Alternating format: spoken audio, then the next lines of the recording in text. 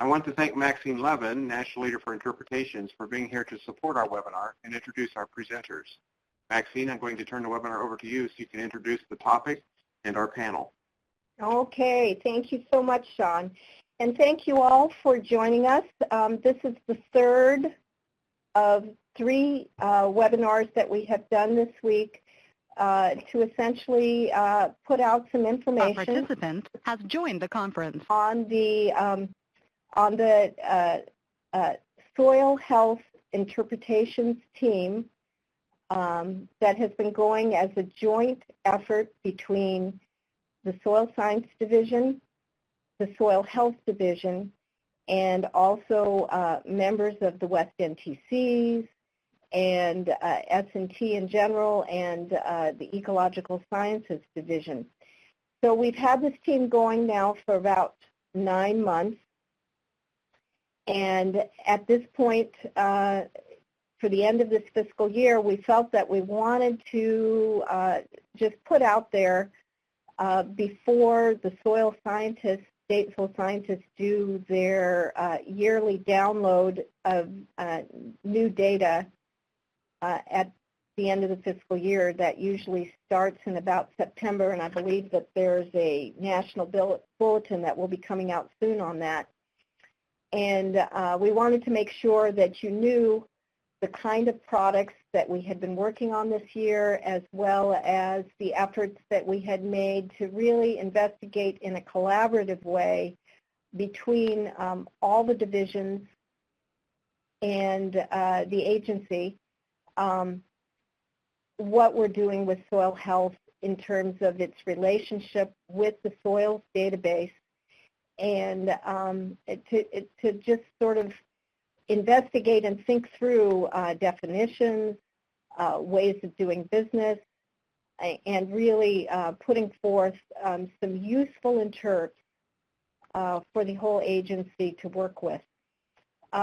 Specifically, many of these interps might be quite familiar because we did do some provisional interps last year through Paul Fennell, where we allowed them to be sort of shown provisionally with the the web soil survey under a soil health tab. And what we found is that we had tremendous response from that, but at the same time we didn't feel they were completely vetted with the rest of the agency, particularly S&T. And so we circled back with this group, and that was one of our first products to really be well-defined, and that's mostly what we're going to show, as well as some specific information on first on property interps, and then on our new interps that are real interps associated with the Fragile Soil Index, as well as a compaction and a composting facilities interpretation for suitability. But first I'd like to, I've sort of introduced the soil health interpretations team, and as I said, it was participated equally by the Soil Health Division as well as the Soil Science Division. So I'd like to hand it over just for a minute to Diane Stott as our representative from the Soil Health Division, just to say a few words about the general process that we've gone through. Sure. We were delighted to be involved in the soil interpretations team. There's 3 people primarily, myself, and I'm the National Soil Health Specialist, Jennifer Moore-Cachera, who is the Western Region Team Leader, and Brandon Smith, who's the Northeastern Regional Team Leader. Again, we appreciated this process, appreciated working with all the folks that were on this team. Hope more that can join it later. And several of us, as part of this process, took, was it the Science of Soil Interpretation training, and that was a really good experience as well, and would recommend it to anybody that hasn't had it. And I hope that you find these changes helpful, bringing some of our definitions up to the 21st century. And with that, I'll turn it back over to you, Maxine. Yeah, thank you, Diane.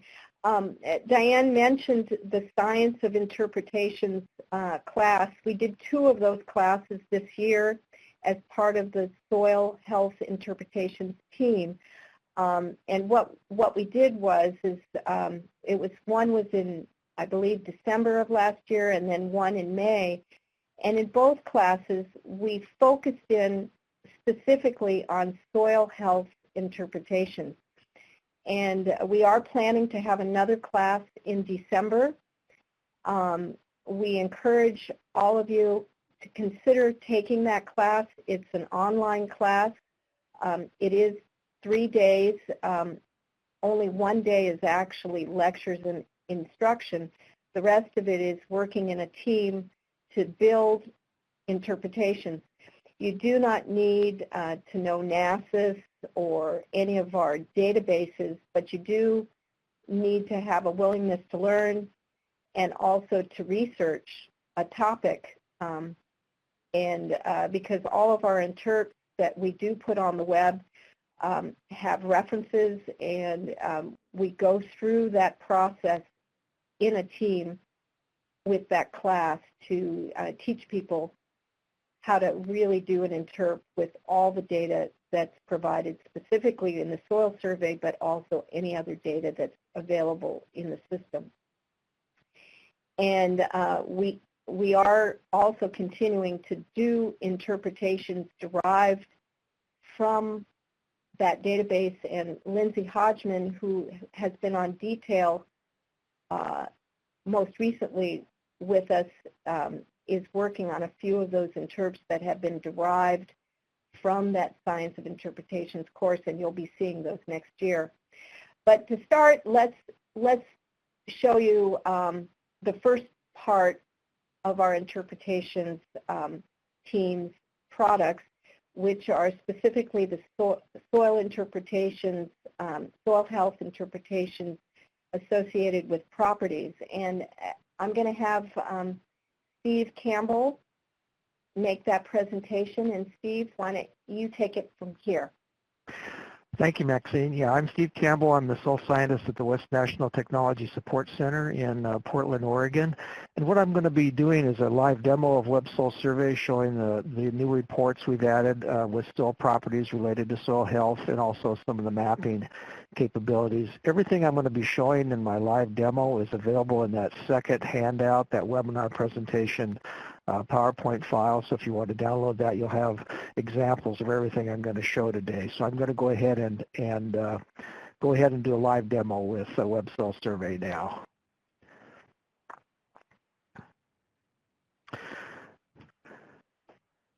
So what I've done here is created an area of interest. It's in Sampson County, North Carolina. It's about a 3,000 acre area of interest, and so I've got my area of interest created, and so I'm going to go to the Soil Data Explorer tab up towards the top.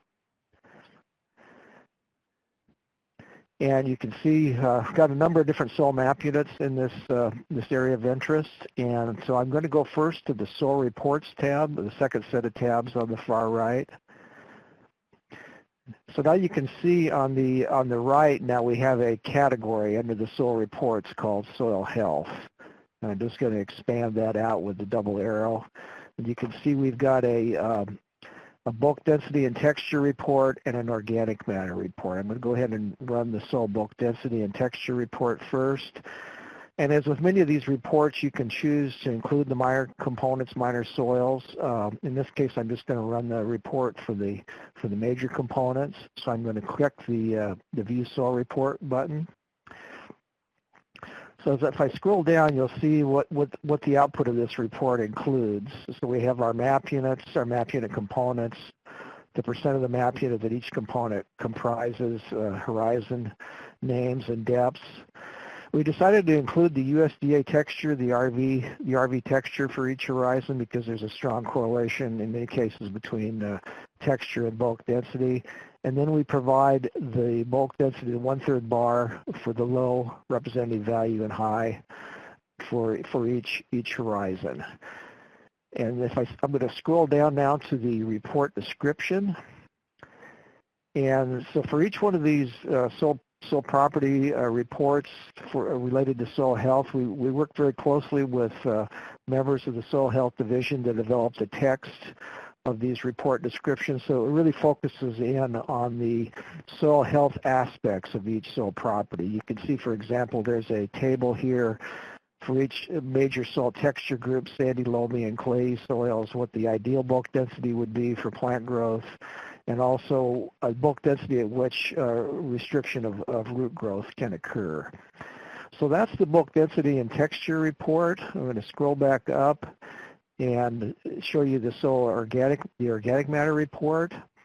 So again, I'll just go ahead and run this on the major components. So I've got soil health, organic matter, and I'll click the View Soil Report button.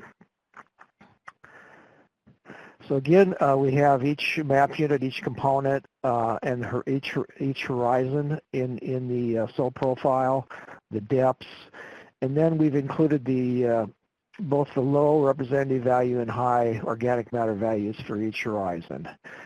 And our thinking behind this was that if say, a producer had an organic matter analysis for a field, they could compare those numbers with the typical values for a soil map unit component to get an idea of whether they were in the normal range of values for that particular map unit component. And I'm just going to scroll down again to the description. And again, we work very closely with Soil Health Division on this organic matter description. So a lot of the text is going to tie directly back to the soil health aspects of soil organic matter. There's scroll back up. There's a third report called Soil Health Aggregate Stability. It currently isn't available for the eastern states yet, but I've got a PDF file that I'm going to bring up of an example of that report, and then just turn this over to Kathy Seibel. Kathy actually developed this report in Web Soil Survey, and let her talk a little bit about how this was put together. Okay, thanks, Steve. Yeah, I'll talk a little bit about the aggregate stability report. Okay, aggregate stability, we don't have that in our database, so we're predicting it with this report. And we're using a model that was developed by ARS. The model uses organic matter and clay and sodium to predict aggregate stability. And it's more of an inherent aggregate stability. And we provide the low, RV, and high. And we're only providing aggregate stability for the top 6 inches of soil. So if a layer is deeper than 6 inches, but a portion of it is still within that 6-inch depth, then it's reported, aggregate stability is reported. And the soil description part, the aggregate stability description, that was developed by the Soil Health Group. Now, this report is only available for the western U.S. The model that ARS developed used soils only from the western U.S. And so it's only available for certain states. And it starts at North Dakota down to Texas, so that would include North and South Dakota, Nebraska, Kansas, Oklahoma, Texas, and all the states west. Those states, this report is available for. So we don't have a report available for the East. The reason we don't have a report available for the East is I couldn't find a model that was applicable for the East. So, in the future, if I come across one, we can develop a report for the East. Anything else? The method that was used is a wet aggregate stability method, and it uses the 1 to 2 millimeter aggregates that's corrected for sand. Yeah, I'll just scroll down. Yeah, so I'll just scroll down to so that what the output of the report looks like. Yeah, can see the high, low, and RV. And it's only reporting for the top 6 inches.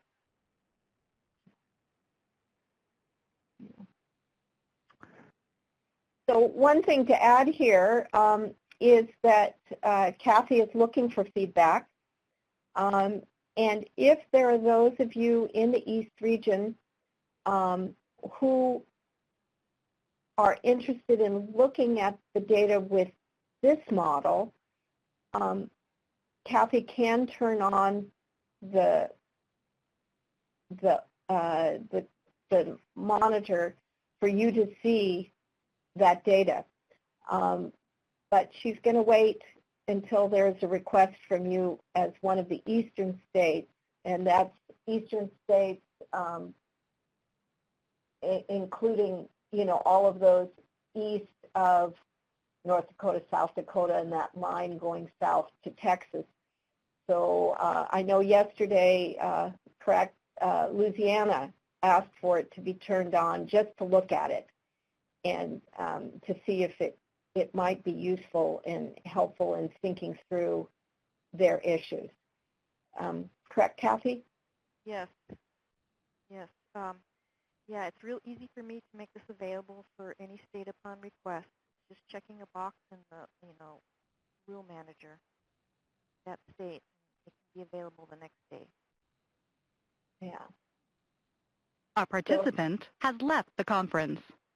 So with that, there's potential to work with that aggregate stability if you want to, but the other aspect is that we are looking for a model, and if in working with some of your cooperators in the eastern states and they're testing or developing models associated for aggregate stability, it would be great to make a connection and for us to work with that cooperator or that university or ARS and see if we can't make some progress in thinking through aggregate stability for the eastern states.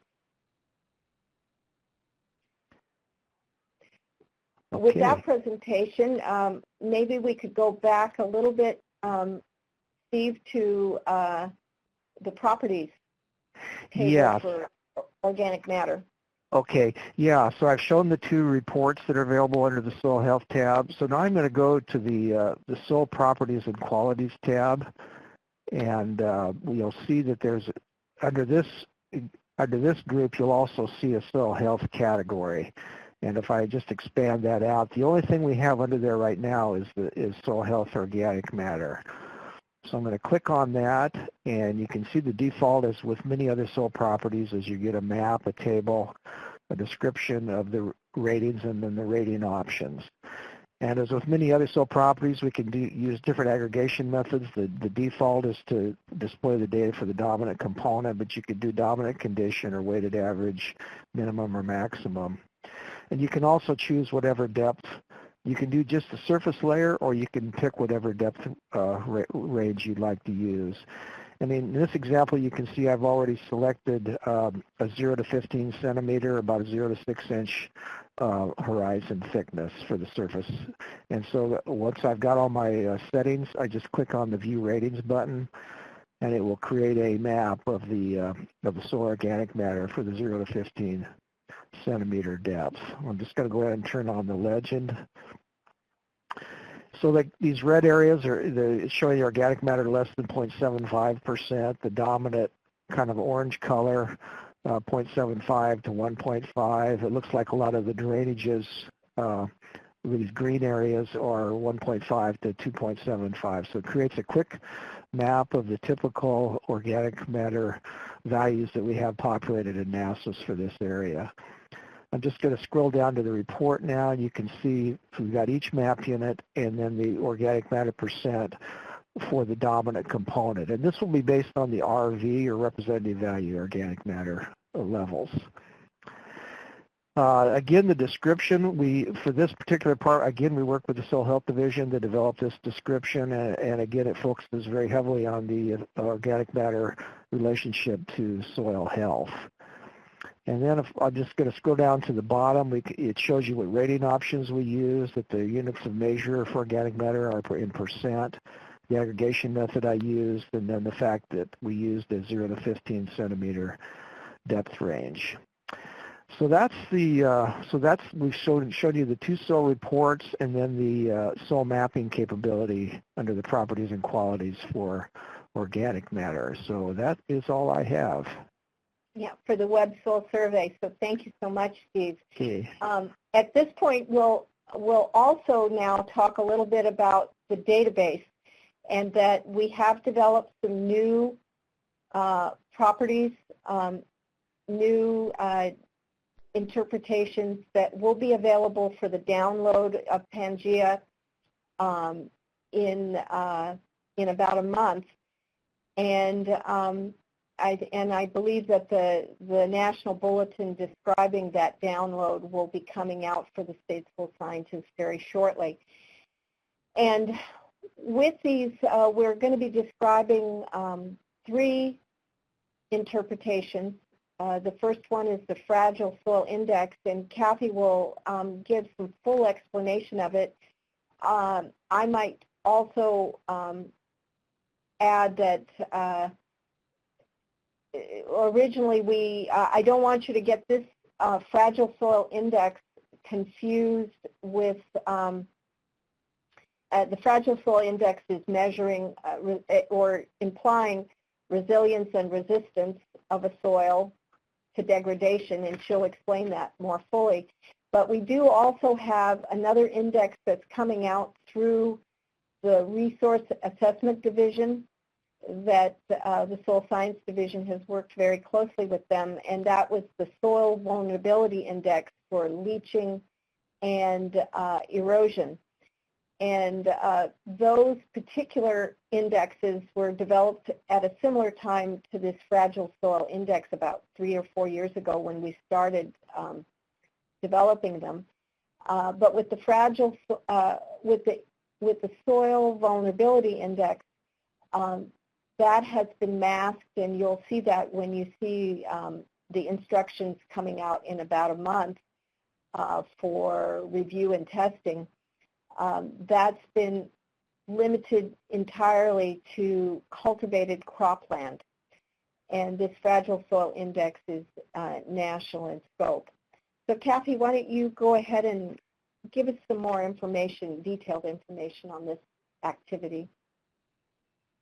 Okay, thank you, Maxine. And yeah. Kathy, can you, they got some comments in the chat that it's hard to hear you, so use your strongest voice. Okay, how is this? Better. Okay. Yeah, we have 3 new interps that are coming out this year. They'll need to be exported to the staging server, and the fragile soil index is one of them. And I have a few slides here to go over the fragile soil index and give you an idea of what it is.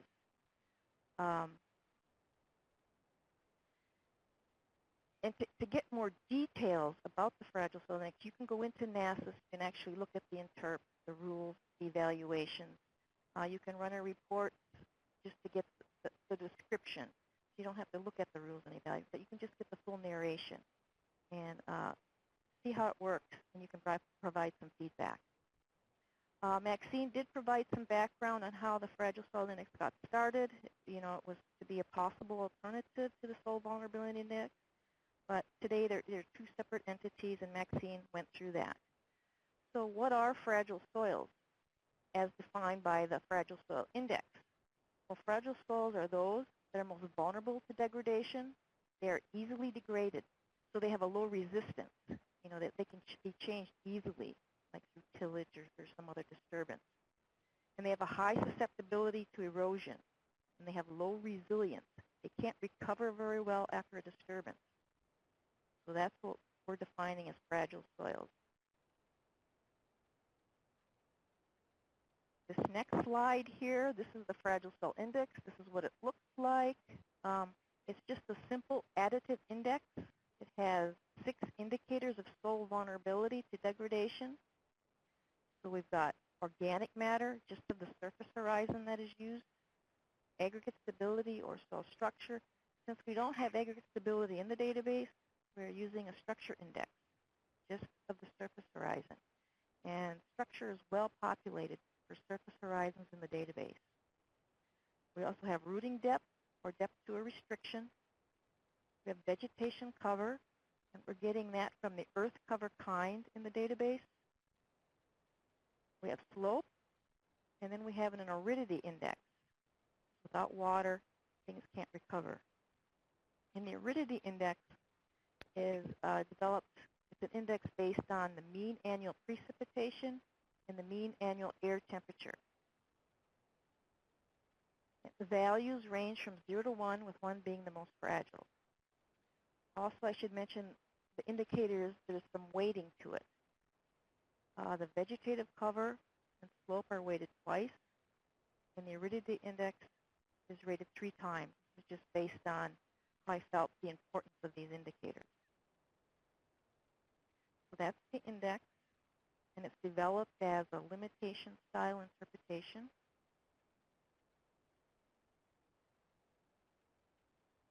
Okay, what we see here, this is the output of the interpretation. This is how the rating is broken up into classes. So you have a 0 to 1 rating, 0 rating considered not fragile, and then we have the description of the conditions, general conditions that you would find under that class.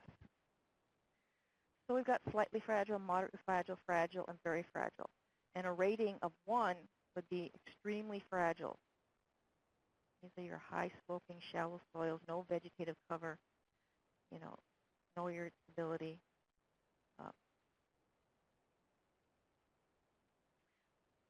So that's how the ratings are broken up. Next, we'll look at, okay, this is what the interpretation, if you run it across the United States, this is generally what it looks like. I used GSERGO 2017 to build this map, and I used a report, the information, the interpretation ratings were generated from a report out of NASA. So we're seeing slightly fragile, that's your light greens. There's some not fragiles in there, but see the light greens that you're slightly fragile. Most of the United States falls into the moderately fragile category. And then as we move west, we see more of the fragile, very fragile, and extremely fragile soils. The gray areas, the not mapped, and I threw miscellaneous areas in there. The index does not rate miscellaneous areas. If a property is missing from the index, it's not populated in the database, it will come out as a null not rated. And so you see the darker gray, that is some of your not rated map units or areas. Now, I just developed this map just for the U.S., just to give you an idea what it looks like across the U.S. But that does not mean it does not work for Alaska, Hawaii, and the other territories. I mean, if the data is in the database, the index will give you an output. So take a look at this interp. Go into NRCS and run some of the reports and provide some feedback and see what you think. Yeah, that's all I have on index. Maxine, do you want to say anything else? Well, just to reiterate that this is an ongoing effort. We definitely want feedback from you. And in our other teleconferences, we also got quite a bit of feedback both in this teleconference and later with phone calls. So we encourage you to contact Kathy and to work with us on making this index better, particularly as you move into your own specific area that you know so well, because there might be aspects of the database that create a difficulty with the index, and then other times it's definitely that we haven't considered something that perhaps is very specific. For instance, organic soils, full organic soils that for the most part we presume that they're wet and they're flat, so they'll show as not that fragile, but in a drain situation, of course, there is another situation happening with that.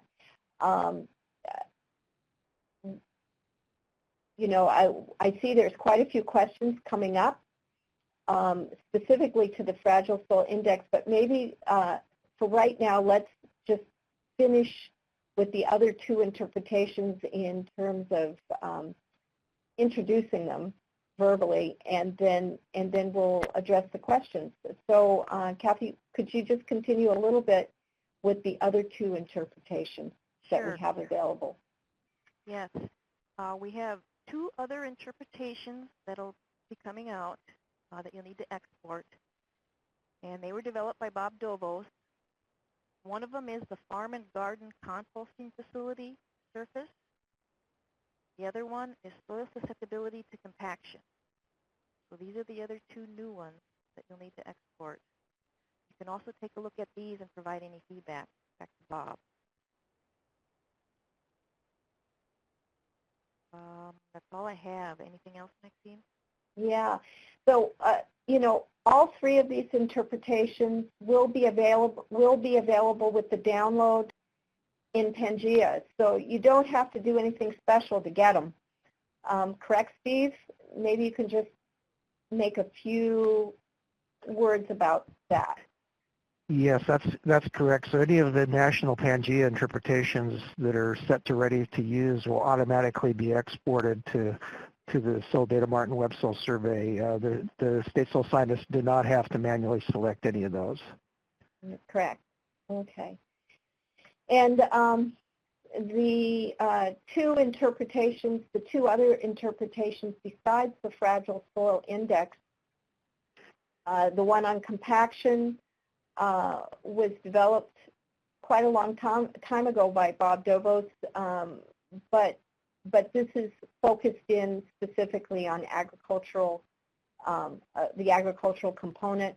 We are developing separately soil health components with compaction associated with forestry and some other interps, but those are just beginning the development or at least the reevaluation of them. So we'll be working with that shortly.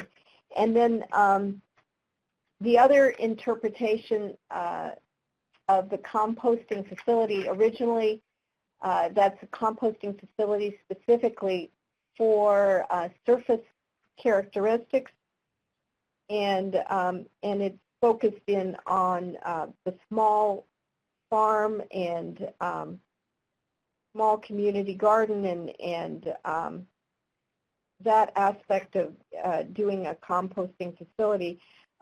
Originally, we had quite a bit of information on composting facilities for disasters, and but those are for the big picture where we have concrete and other materials in a disaster situation or large animal composting, and this is more, and that original composting facilities is more about landfills, and this one is more about small community composting facilities or garden composting facilities.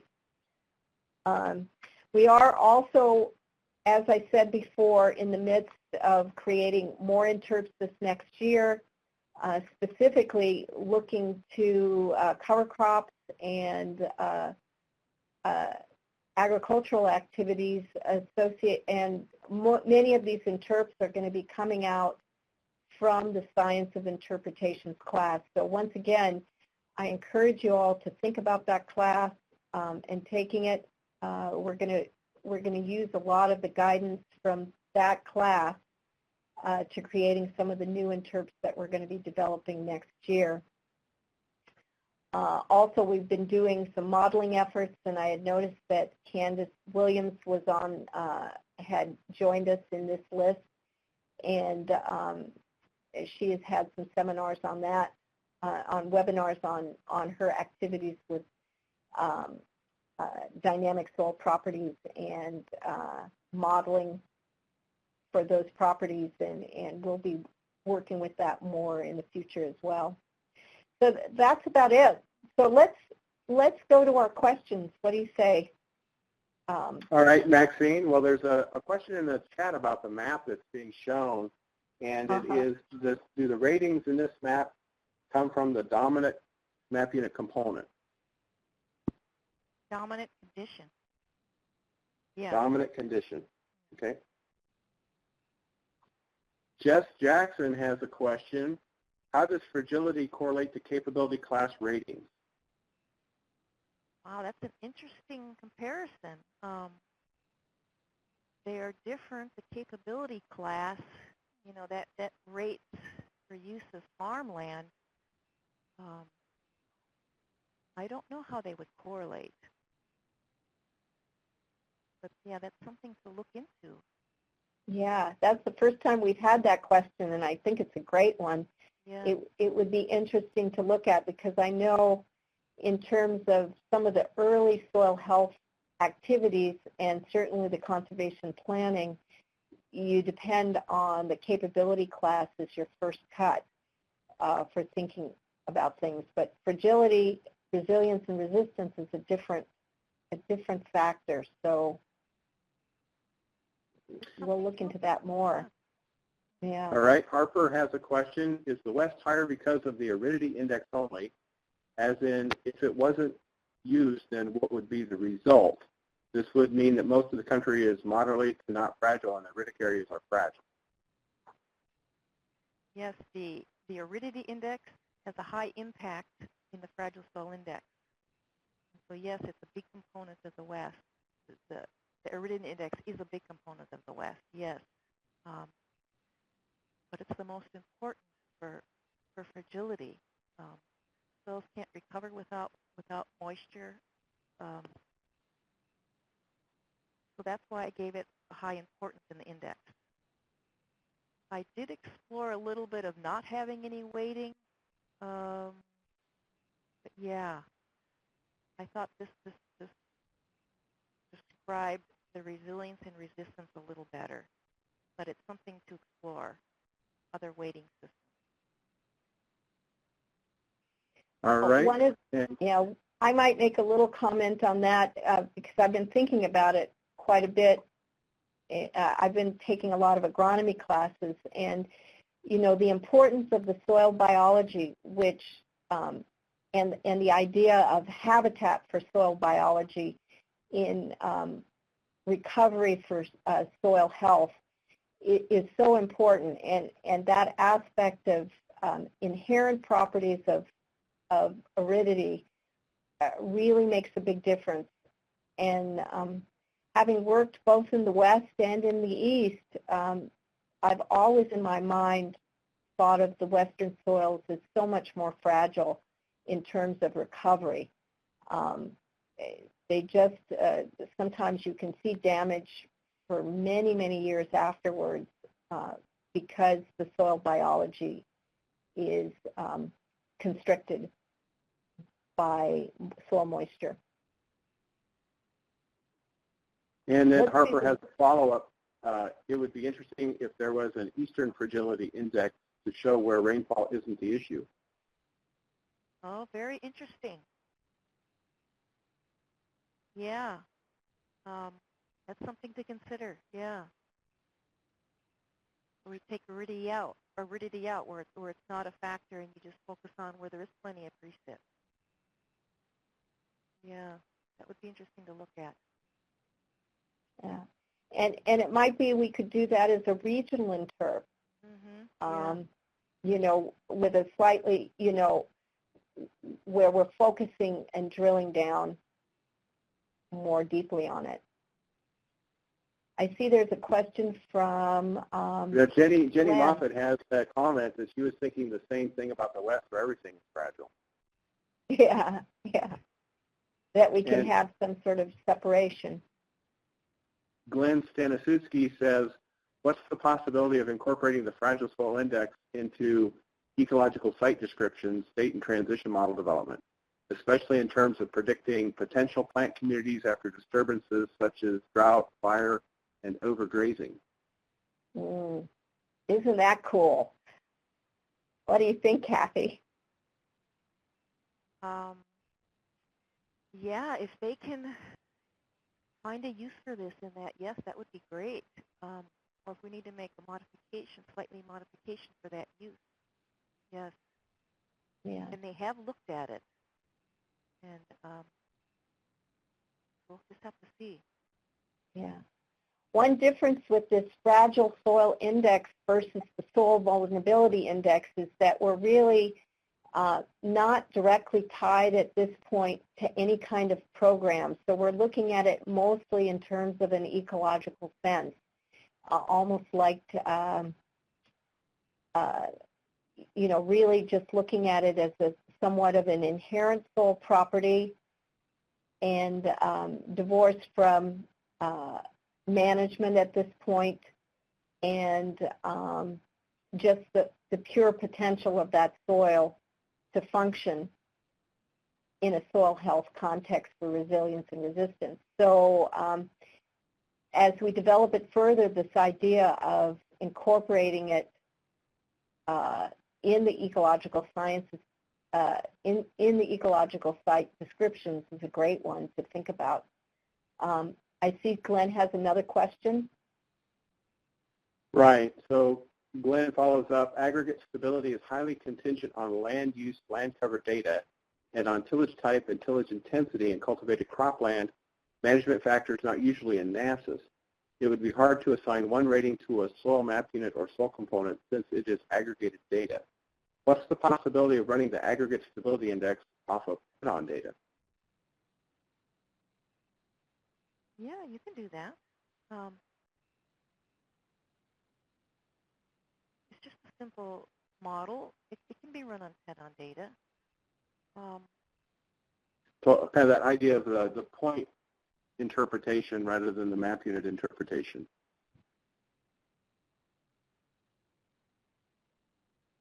Yeah, well, right now I don't think we have a way to do that on Web Soil Survey, but in the future that may be a possibility. Yeah. One of the pieces yeah, go ahead, Kathy. Go ahead, Maxine.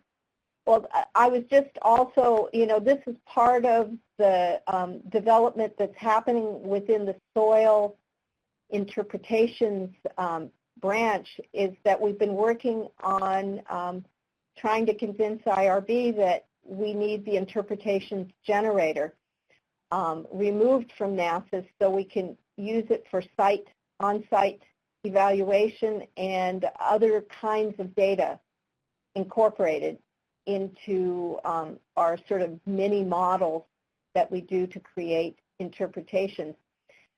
So, it's all sort of involved in a future, thinking about the future. And I love this idea of aggregate stability as a point data analysis and thinking that through. And that might be, Kathy, part of our analysis for going forward for the eastern states.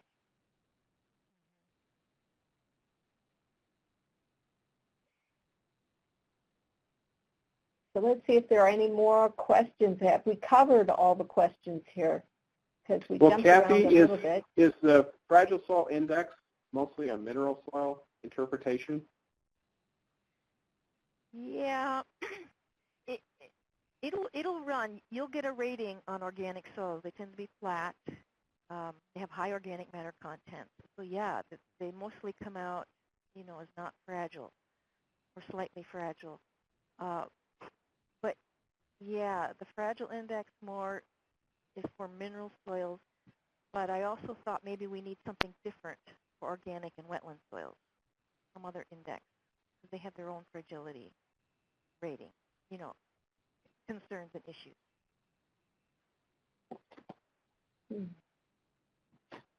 All right, well, I think we've exhausted all of our questions. There's no more in the chat or the Q&A, so thank you to everyone for your time and effort to make this presentation, and thanks to all the participants for joining in.